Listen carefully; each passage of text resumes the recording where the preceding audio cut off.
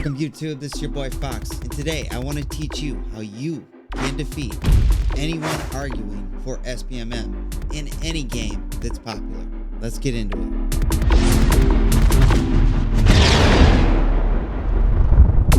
Now I'm sure we've all been there. Anybody that's a first-person shooter extraordinaire, especially if you're a COD player and you're an OG COD player, or fighting with people online that are new to the franchise, or they just have fallen for the propaganda of why matchmaking algorithms are better than not having matchmaking algorithms. We're going to defeat SBMM with cold hard logic that any one person can back up. This is very easy to do, and I'm going to show you how. This is how I do it. If you're on the pro SBMM side, I want you to just take a step back, relax. I'm not here to attack you at all. Let's make that clear. I'm not here to attack anybody. You can go online, you can go on X, you can go on Reddit, you can go on all these different social media websites, and you'll find countless people in today's first-person shooter world where they claim that SBMM is the best thing that's ever existed. It's the bee's knees. It's like sliced bread. And I can't help but just scoff at that because of the things that I know. And this is how you do it, okay? First things first. The first thing that doesn't make any logical sense to me, the arguments for pro SBMM. I see these all the time. Let's hear them out. One is, players are just going to get beat up on and quit the game. Oh, you just want to stomp on noobs. Oh, you just want to have easy games. That old trope. And I can understand that, but it comes from a place that isn't completely sound and logical. There's a bunch of them. They're all essentially the same thing being said, just in a different way. Oh, we need to protect certain players. And while I can agree to that to an extremely tiny extent, because I too was once a new FPS player, and I never had an algorithm protect me, and guess what? I had a lot of fun. A lot of us did. So how does that suddenly change now that it's newer titles? And Call of Duty, for example, exploded on titles that they can claim had SBMM, but didn't, specifically citing Modern Warfare 2, the OG title, and Black Ops 1, the OG title. After that, they started using SBMM algorithm. But people have all these different arguments for pro SBMM. But here's what they can't argue. You can go online and find test after test after test. If you do a little searching, you can find these tests where someone takes a low skill account, make it up in a modern Call of Duty, and consistently through all the newer titles, guess what happens? They get a really fast matchmaking time, they get a better connection quality, and they have an overall better experience because it's like lobbies of the old. Now, why do I bring this up? Well, yeah, we know that. Well, what I have here that you're looking at is called the skill bell curve. In modern day Call of Duties, let's say you're above average. You're probably right here. Anytime you go to matchmake, in standard matchmaking, and from what I can perceive, open matchmaking as well, it's like a switch that they flip for you. We can discuss that in another video. But the point is, you're only going to see players beyond this. Every time I've played, I'm an above average that tries to play for fun, but simply can't. You've got to put in all your effort. And I never, ever, ever see people below this. Okay? So you've got this entire group of people that you're not seeing. Every once in a while, you might see some people there. But for the most part, you're seeing all this. In fact, I can remember in Modern Warfare 3, 2023, I would sit maybe right here because I didn't want to give up on the game. I rather enjoyed it. So my skill was probably somewhere in there. And all I would ever see is this right here, top 250. I hated it. They abused AA. Every single person you came across them, if you weren't able to kill them first, there was no winning. Didn't matter the movement.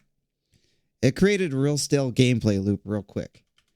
And the only way to get out of that was to die for like 20 games in a row. And then you'd end up back about there. And then one game later, you're back there again. The algorithm they use is not very fun. Let me get back on track. So most players that play consistently and often and enjoy Call of Duty, they're going to sit probably right there or maybe a little beyond, maybe right there. That means you're not seeing this entire population. You don't ever see this group. Now, they claimed in open matchmaking you would. Yes, I have seen some players here and here. Usually, though, I see them from here on. That means literally over 50% of the players in my books, you never see. What's my point? My point is, if you're above average and you're complaining about SBMM, you can use statistics and ratios and testing to show that if SBMM were removed, it still wouldn't hurt these guys this way. It still wouldn't hurt them. How do I know this? Well, you can look at the history of random ping-based matchmaking and how it was never really discussed. I'd never seen many discussions about it. Nobody had any complaints with it at all. And this is fact. So if nobody's complaining, that means that the system wasn't broken. That means it worked. That's just starter number one. Number two, when you use a high skill account and you go to matchmake, you sit there and you wait and you wait and you wait some more. Typically, if I'm being specific over game modes in Black Ops 7, quote unquote, open matchmaking, I'll wait over a minute in free-for-all just to find a match. And guess what? They're all past my skill level or at my skill level. What are the odds? You can say this late into the game's release that all the casuals quit. But how can you know that for sure? Because you can take a low skill account and it's the opposite. They typically have quicker wait times, and obviously the lobbies are easier and a better connection. So my point is this, logically speaking, based on testing we can do anecdotally, which is going to remain consistent, there are far more players this way than there are this way. If you were to open matchmaking up and just make it a general pool, minus people right here, okay, do like Black Ops did and just introduce them into multiplayer, because anybody right there, unless they have a severe disability and can't progress further, I mean, they're going to end up probably in this area at the very least, just playing, occasionally.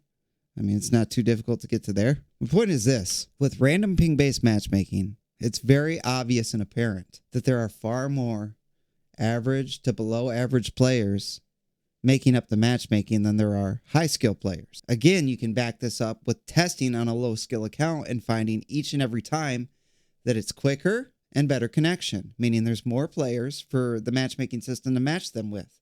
They're using the same strict parameters, it's just a lower skill level. So if it's faster, that means there's more players. Whereas if you're a high skill player, it takes way longer on average, and your connection quality is way worse on average. That means there's far few skilled players than there are average. So if you were to open the matchmaking system up with no algorithms, just random ping-based matchmaking, chances are, via just sheer volume of numbers of players that are average, they wouldn't have a bad experience. This is why random ping-based matchmaking worked prior to all this SBMM algorithm and all this jazz. And Activision has to know this, because anecdotally we can test and see this. And I don't see enough people bringing this up. The cold hard logic is there's far more average to below average players, and I see comments all the time on social media sites where there's like, well, there's just not that many bad players left. That's just not true. It's just you're not seeing them. And I can understand the illusion of it, because I too feel that way. But when I sit there and critically think about it and think about tests that have been performed and how those tests average out as far as match times and connection quality, it shows every single time that there's far more average to below average players than there are above average to high skill players. So everybody's saying that, oh, well, that just means they're going to have a bad time and quit. Nuh-uh. Because they're much more likely, no matter the area, especially in the United States, that they're going to come across average players such as themselves. This is exactly what happened in, say, Black Ops 1. Typically, what you'd see is 4 average players. Maybe it varied, but you'd see like 4 average, maybe 1 or 2 below average, maybe 1 below average, but typically average players making up the team on both sides. And then typically you'd have 1 high skill player on the team on both sides. And I'm here to tell you that's still the way it is today. It's just everything's been manipulated in such a fashion that you're being fed into a narrative in which there's no escape unless you think critically about this and actually look at the bell curve, look at testing that's performed, and it shows the exact opposite of these tropes that they're going to have a bad time and they're just going to quit the game. Yes, movement is much more sweatier than it once was. That's not our fault. Doesn't mean that you can't have random ping-based matchmaking. Like every time that I ever ended up in a protected lobby, which has happened several times because my kids and I share the Game Pass account, I played for fun, man. I wasn't after a nuke. Yes, there's going to be people that want to take advantage of it, but I'm guessing the majority that complain about Sbmm, it's not that they want to just sit there and stomp on quote-unquote noobs. It's that they want to have a good experience where they're not having to give it their all, quote-unquote sweat. They want to have, oh my God, God forbid, fun. So logically speaking, just due to sheer ratios and volumes of players and testing we can anecdotally perform, you cannot argue against the fact that there are more average players. Thus, if there was random ping-based matchmaking, they would still have a decent experience. How are you going to argue that? Because all the testing backs this up. Activision doesn't give us any data, so we have to use anecdotals. That's just cold, hard logic. You can't argue it. Nobody's ever going to win the Sbmm argument based on that alone. Okay, I want to get into the second part of this. And this is, logically speaking, what Activision does to its high-skill player group, the guys that play the most, it doesn't make any sense. They're punishing their high-skill players, the guys that would be in the store buying everything. You know, granted, they got the funds, but guarantee you that they'd like to spend some money in the store. But what happens is the jig is up. They know what's going on as far as their player experience and lack of enjoyment and fun. And they're not going to spend money in the store. So basically, Activision is shooting themselves in the foot. Logically speaking, this makes 0 sense. To me, it makes more sense for them to have a random ping-based matchmaking if they're after store sales, because it's pretty obvious that there's a wide variety of skills. And there definitely, according to the testing I've seen, is a lot of average players. So you can still allow your high-skill players to have a lot of fun. And guess what? You're going to see a lot more sales in your store, Activision. Like, how are you guys not thinking about this? You can't tell me you don't know this. So to me, you know, when people argue for Sbmm and that what Activision is trying to do, they've got it completely backwards. Because how can Activision not see this logic? To me, it's not Sbmm at all. It's EOMM, engagement based. And they think by controlling every aspect of the player experience that they're going to retain them and get them to purchase, when they're doing the exact opposite. When are they going to figure this out? You can't punish your most loyal players and expect higher sales. It just doesn't work. It's illogical. It makes 0 sense. You should still have, in public lobbies, random ping-based matchmaking, because logically speaking, through all the anecdotal tests that I've seen, and I'm sure every single one of you watching this have seen, there's more average players and below average players, and there are above average high skill players. So why this hasn't been done is beyond me, because logically speaking, everybody I bring this up to online, they can't argue it. They don't have anything to say. They don't even call me names, which typically when they can't win the argument, they'll start calling you names or something. They don't even do that, because guess what? It resonates with them. So if you want to know how to defeat Sbmm arguments, there you go. I hope you guys enjoyed the video. Please like, subscribe. I would appreciate it. Leave a comment below. Tell me what you think about this cold, hard logic, man. I'll catch you guys in the next video. Have a good day.